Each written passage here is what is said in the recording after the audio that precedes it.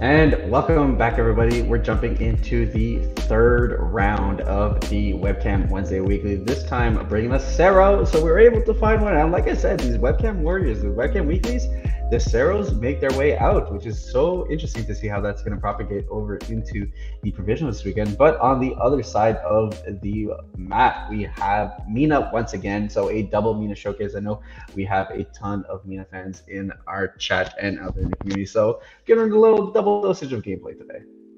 Yeah, nothing wrong with a little bit. Mina being coming out in spades today, so gotta give her some love, gotta give her some showing. She's super strong. She's got a lot of cool things in her kit, as we saw in the first game. And we're just going to see a second game here. Looking to be this one is on life this time, with a double pass and the torch come down for foundations. Whereas Sarah looks to be on void? Yes, because heroic lineage is there. Yep. Yeah. So Mina only building 2, which is super tough. Maybe seeing a little bit too much orange, unfortunately. So then I guess there was reason to maybe like, oh, she's committed. That's why you couldn't use that ability. Yeah, yeah, she was committed out.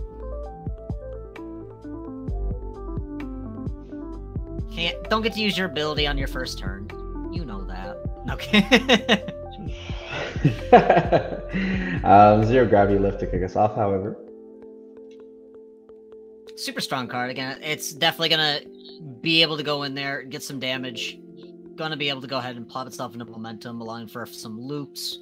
More than likely, I'd probably suspect we're gonna be seeing meteors in this, so we're gonna be standard meteor loop deck with some other ways to be able to recur the meteors in case that they do fall into the discard pile. It's been a super strong deck that we've seen quite often. Yep, so it looks like we're using the Mina response here to get the free attack.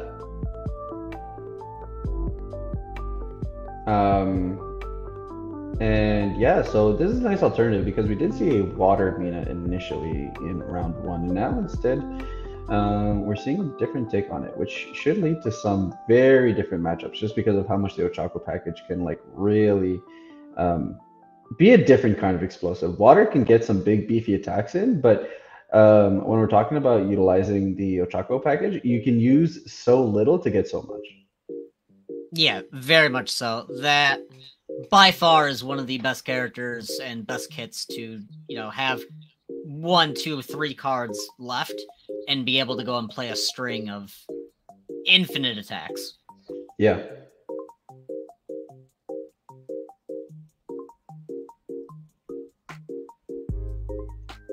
And it looks like Tape Swing coming out as the first attack for Cero. So throw heavy for both characters here. Yeah. And in this game, Cero's going to have really solid advantage here just because Mina's at that lower life total and he's going to have that once per turn, and he has the ability to mitigate defense by just being able to place blocks wherever he wants. So, and of course you check the tape swing, because why wouldn't you check the tape swing? Of course. And actually, this Cero is going to be on order because it is playing Mineta cards. I just saw Desperate Times getting popped. Oh, wow. So, wow. There you go. You see, you got your Mineta deck. I'm getting my pieces of Mineta. Just, I don't know if I'm a fan of him crying all the time. All right. So, Froglash should kick us off.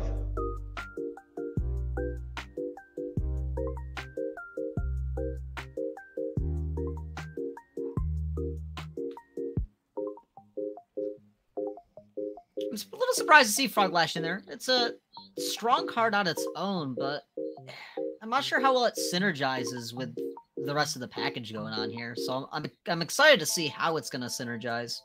Yeah, I think it might be one of those things where you just kind of utilize... Right, like you don't always need to have kind of like one overwhelming presence when we're talking about the kits that your deck opts to run. So it could be a position where we just run 2 kits. And then they just, while not directly synergize each other, they deal with a deeper variety of situations. For sure. And with it being on Life as well, you are going to get quite a few face-down foundations. Life has a ton of really good flip foundations, so getting the extra damage is going to be nice. It's just like a bonus side effect of the card. Yep.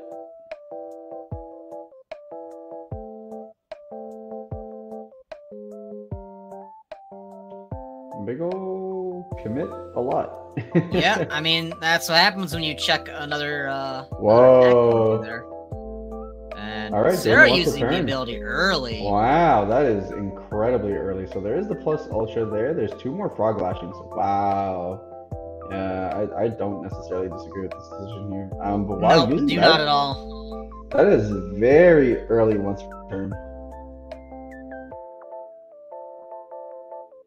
Sometimes you gotta do it though. Well, I mean, it depends on exactly what's gonna be in hand and being able to see what attacks are coming up and knowing which block zones you're gonna need. You know. Yeah, I mean, if you don't have a lot of defenses and like if you're, you know, these are packages between Ochako and Froppy that can deal a lot of damage if you want to mitigate that as much as you can and just prevent your opponent from being able to see more attacks, then all the better.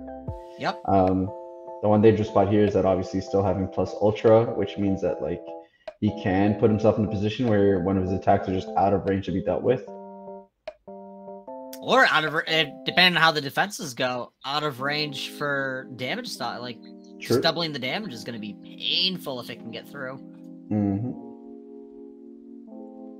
And it looks like just going to have to take this one to the chin, knowing that there's bigger ones coming through. Yep, so Sarah going down to 6. And you do see that the Mina life gain coming into effect there. You know, just incremental. It's not a ton, but you throw out a ton of attacks that do some damage, and it makes her deceptively tankier than she should be. Oof, okay. Yeah. Going for it? Okay. And we are going to get a free additional attack out of it. And that's what Mina does so well, is just that free extension. That just like, all right, cool. You know what? Yeah, I will definitely pitch something to get an additional attack that I wouldn't have had before. I believe, what, 2 cards in hand? I believe so. Okay. Yup. So it does look like we're plus ultra that. Yup. And I think you 100% try and get that to as powerful as you can.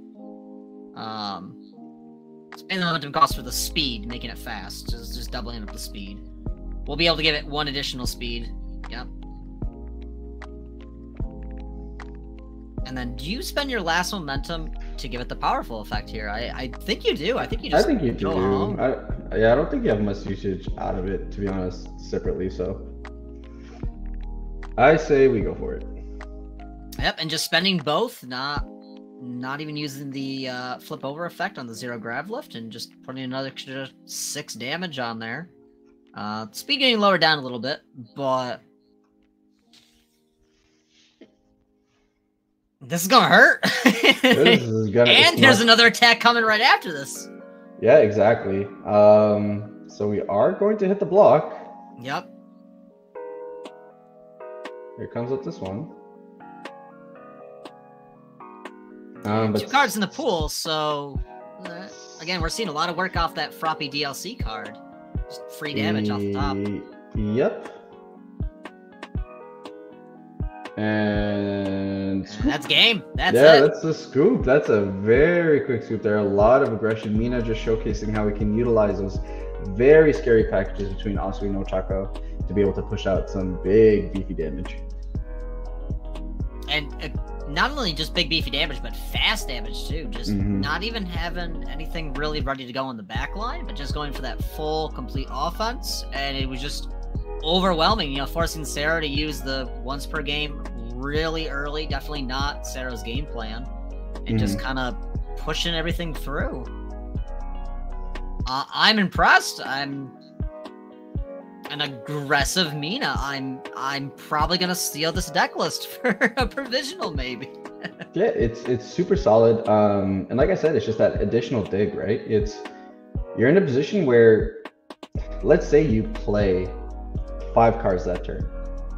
You just happen to also have the option to play a 6th while seeing 5 more cards. Yep. So it just puts you in such an awesome position to be able to extend in a way that's like beneficial to you. So yeah, I love Mina. I think she plays incredibly well. And the best part thing is too, is because of the end doesn't have a check onto it, you can just extend off of it. So you played in this deck. This deck's going to be playing a lot of attacks back to back to back to back. you on the very last attack or second to last attack, you get a free check, and you're like, all right, free damage, let's play it. Exactly. So I'm not too sure what you could bring in here. I mean, again, first turn advantage is huge, especially if we're talking about an aggressive version of Mina like this one. But Sero is a big throw deck, right? Like if he can get a super solid turn 1 build and then he can chain a couple of throws to get at health parity on turn 2 and then potentially go turn 3, especially using the once per turn to be able to kind of like get rid of anything that will make it tough. Like there is a world in where you can still do really well here at Sero, especially going first. So. Very much so. This second game is not blown out of the water by any proportions, and again, it's coming down to a little bit more of you're going to be having to play a bit more defensive than I think I would like to, but that defense is going to win him the game more or less. Yeah. Also, Mina only having 2 foundations going into her second turn, so good way to recover on a mediocre build at that point. Very much so. But again, those 2 foundations were very good. Being able to draw 2 extra cards, nothing to scoff at. No, very solid. No review, get our additional draw.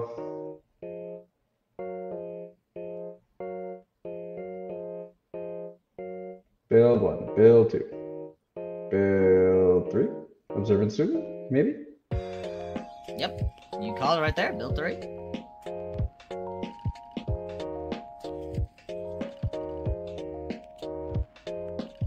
Build Quattro. I think you definitely do. Yep. Swap it out. We saw how much mileage you got on last time. I think it was just deciding what card to throw away. That's fair, but I feel like you get rid of attack. I mean, Sheik Cape can do so much for you here. I don't disagree with you, but not on turn 1 or turn 2. Trey Sheik Cape. Playing down an asset doesn't really advance your board state because you won't be able to do checks. So yeah, that's fair.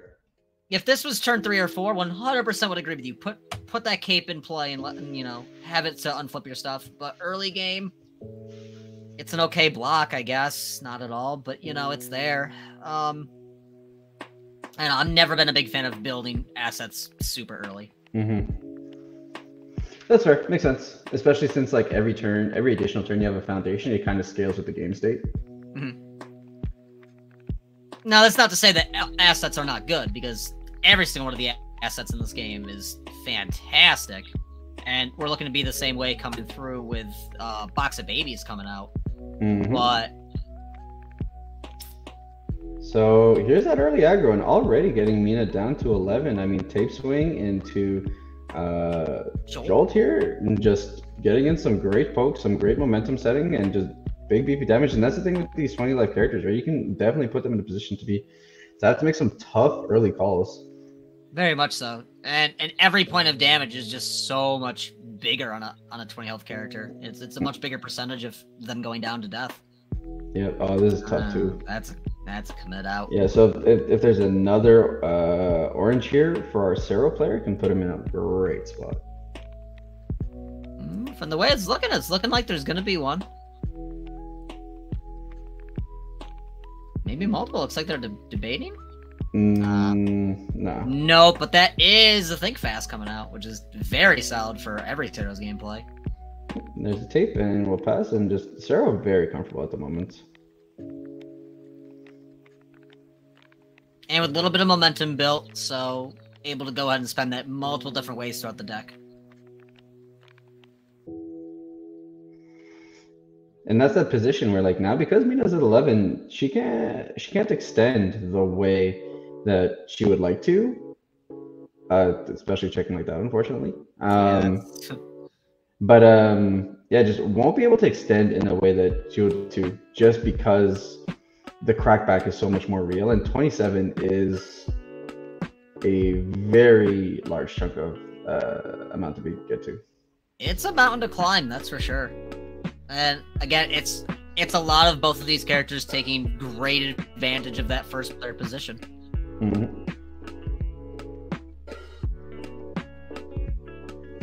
Looking like nothing much else is going to be put on this. Just going to be kind of a base throw with just +1 speed, and it's going to give it life back, which is going to be great.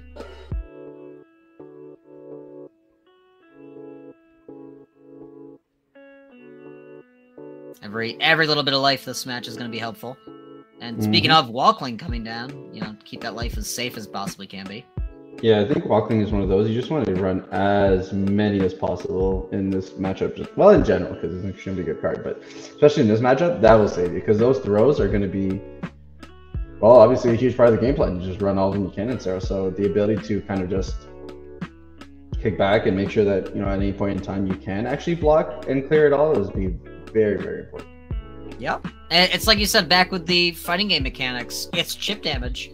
You can be as defensive as you want to, but those throws are just going to be able to keep going in and just knocking a little bit of life off each time. Yep. So starting up with another tape swing here. Pretty lucky being able to get them in hand and not checking them. Well, you would think, some are luckier than others. That's not me, but I mean, I'm very glad that our players managed to find that balance. You live by the 2 check, and you lose all your health to a 2 check. That's for sure. All right, just taking it, going down to 4. Sheesh. I mean, you kind of have to at this point. Yeah, well, I mean, because it can't be, the stage swing the one night can't be blocked by attacks either. Cannot be attacked by blocked by the zone that it's in. By the same zone, I see. Yeah. Now, well, here's another tape swing, so if he doesn't have the zone. I mean, yeah. Alright, we're going to use the Walkling. Yeah, you have to here. You're just down to a point where you have to spend those resources to stay alive. Yeah, so we'll just make it fast and just make sure it's very costly to block this. Or just change the zone. And then, do you use your once per turn here? I mean, I guess it depends if you have orange in hand.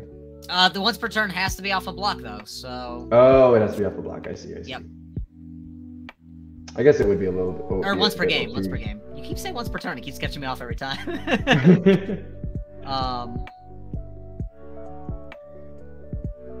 Yeah, I don't... If a block comes down, I do not see why you don't snag a card. Get it out.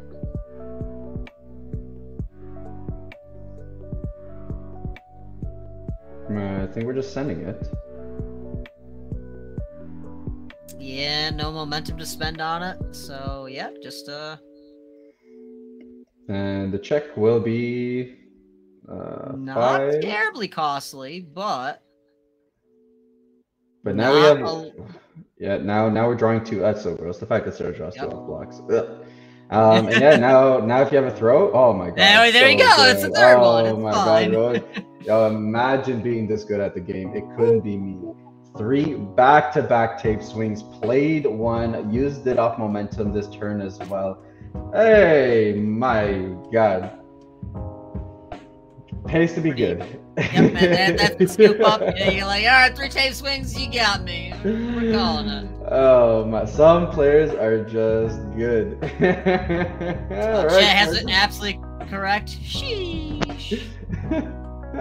All right. Well, going into game 3 now. Sarah being able to bring it back. Triple tape toss. Good enough to get there. There you go. Figure. Mina will be on the 2.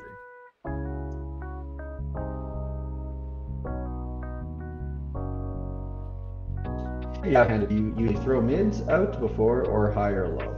That's a good question. I'm not entirely sure. It depends on the deck your opponent has. That's what I was typing in there as well. Yeah. Like, there are definitely some decks where you know what blocks they're gonna have for the most part. If Eraserhead's on Void, he's just running mid blocks. For Water and Evil, we can really use some low blocks. We're pretty scarce on those. It really depends. There's no set answer. It's just getting a feel on knowing what's going to be in your deck and what kind of cards that character wants to run, and knowing what those block zones are going to be on those cards. Yep. Card pool knowledge, and when I mean card pool, I don't mean the card pool. I mean the pool of cards available.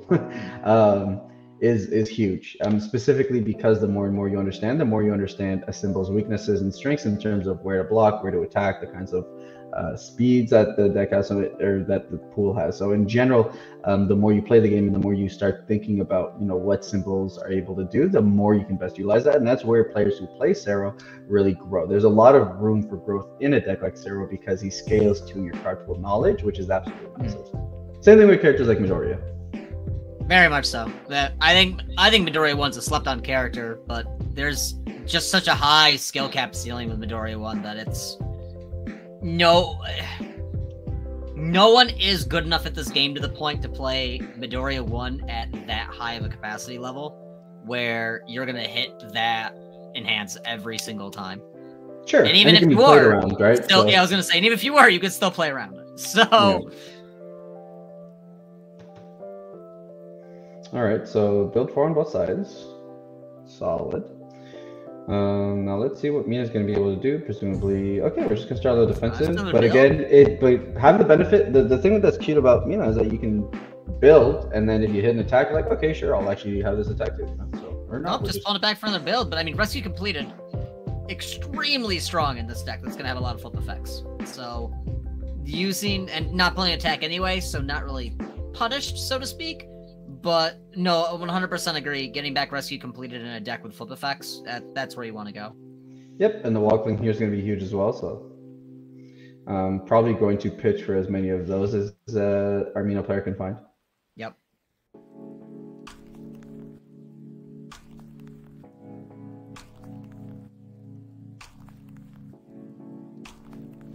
You know, kind of very Aoyama lasers coming out.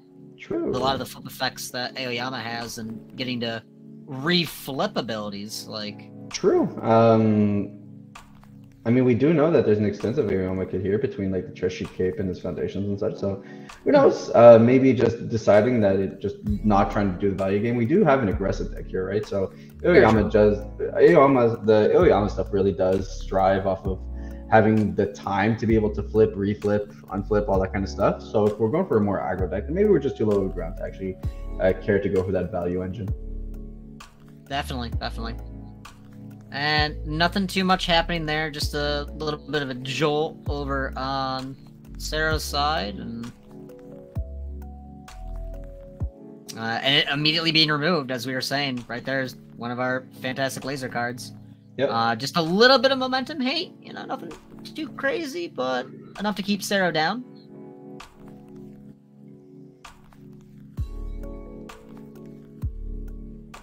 I believe that one is the Shining Panache.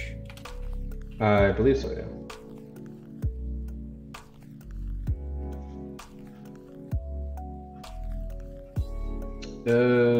Instant Shining Flash. Instant Shining, okay.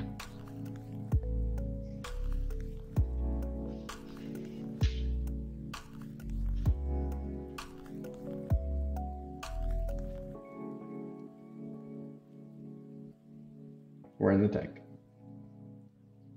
I definitely need to be here though. Like there's a lot of options that. Because in theory, if Cero does block this and wants to use the once per game, could. Although again, I think it'd be way too early. Yeah, it looks like we're just gonna block. Frog Lash, pretty good. Yep. I believe there's one card left in hand for Cero, so one more block of it out.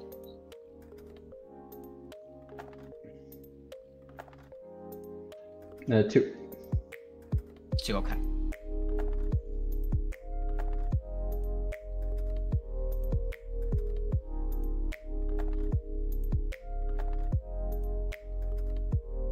And yeah, just getting a little bit of free extra damage there, just by having the flips down, and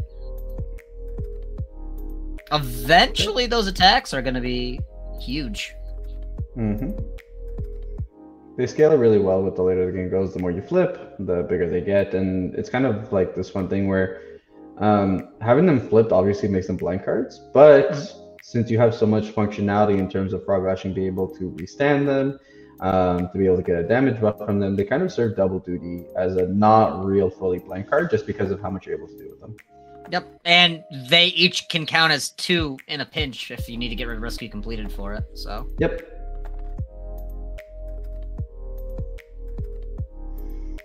All right, block by tape swing. Yeah, but checking another attack there, that's a lot of... That's everything, actually. Ooh. No, But we using will use Sarah it to once per pull game, in. though. That's a lot of... a lot of orange in hand. Yeah, that's the lashing. I agree with that. Ooh. Yep, I agreed as well. Oof. And hitting a lashing here, that's going to be a costly one. There we go. And presumably between losing 3 frog lashings, not going to be able to reuse those at this point. But well, actually, never mind. That was yeah, never it's mind. it's a free one. Yeah, never mind. Never mind, man. I totally forgot. This is exactly what yep. Nina wants. And that's specifically why that they left one of the face downs ready and moved one over. They were like, oh wait, yeah, I can totally get this back with me. It's so busted. So when it comes in, it's gonna re-ready the other 2 and. Yeah, we're gonna get another +3 damage for basically nothing. And everything's back re-ready for another build if they want, or just to go into the turn with most of their foundations ready to go. Yep.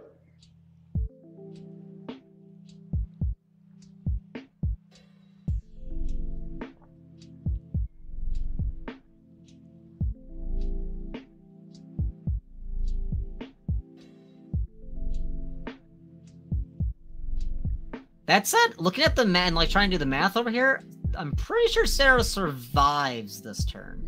At the moment, I don't think we're dealing 27, but that could change. No. We're at 10 damage here, so. Well, yeah, but everything is ready to go, so another attack, in theory, could come out. But we know the other attack in hand is another meteor, and you want to save the meteor for the next turn. That way you can... Yeah, that way you can start doing more meteor loops out. Yeah, I think you might just end, or maybe build one, but I think you might just want to end here. Right.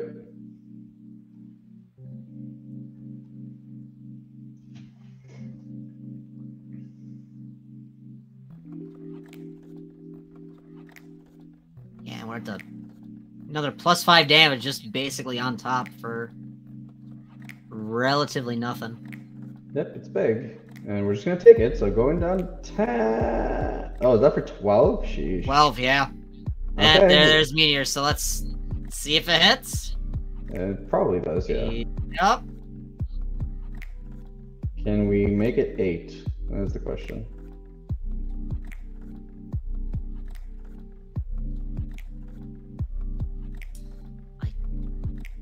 Don't think so. I don't think so either. Unless there's something I'm missing here, which I don't think I am, but...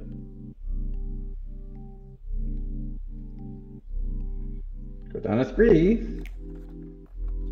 YOLO? Yeah, well, tight-lipped, I was gonna say, tight-lipped would be able to give +1 damage, but it's not enough damage to kill, and there's no reason to waste your... Alright, that's it. So we're gonna... Yep, so we're gonna get Sarah down to 3, and now Sarah's back at it, and 1 wall cling to help against the Rose here, and we'll see how... Well, I mean, if Sarah can string along 3 tape swings, I mean, who knows? Yeah, I mean, fair enough, but this is, it is an uphill battle, definitely, for Sarah on this side, because Mina's basically back to full health after that, too. Being able to do so much, getting so many attacks in, getting 1 health from each of those, like, again, deceptively tanky. 1 block, however. 1 block. So, at any point in time, you know, stun, I mean, he can't afford to block this, which means that I think the enhance, he'll be able to stun effectively another one. So it's, yeah, there's the wall cling. Choosing to block this, so we're using the wall cling. Yep, makes sense. Block the first one and then just hope for the best from the rest. Yep.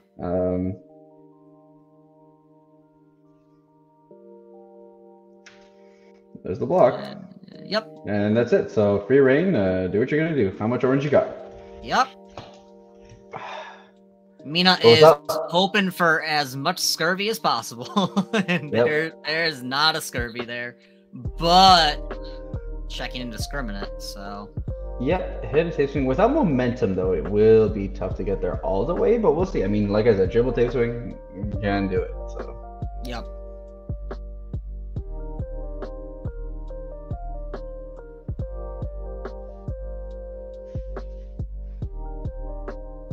Like he'll use the tape to go ahead and change it back, give it the extra damage there. All right, what's she gonna take? Go down to 9, and that's it. Like those tape swings can become so big so fast, and now it's just, what do you got? What do you got? Is enough to deal 9. Are they both gonna live on a magic pixel? Oh yeah. Nope. It's here's the scariest part too. Look at what's in the momentum for the Mina player. Yeah. And there's one that's in there. So we're definitely gonna get some loops happening. We're gonna get some loops, and even if Mina draws all gray here, eventually you'll check an orange and then start being able to do something with it. So that's unfortunate. Our Sarah player not being able to get out of the way. I mean, it's not, I was about to say it's not guaranteed, but right off the rip, there's the 0 gravity Sarah at 3 health. So I mean, there are things that can happen here, but the big likelihood is that this might just be game here. Yep, and so confident that it's game, electing to not pull the home run comment. Mm-hmm.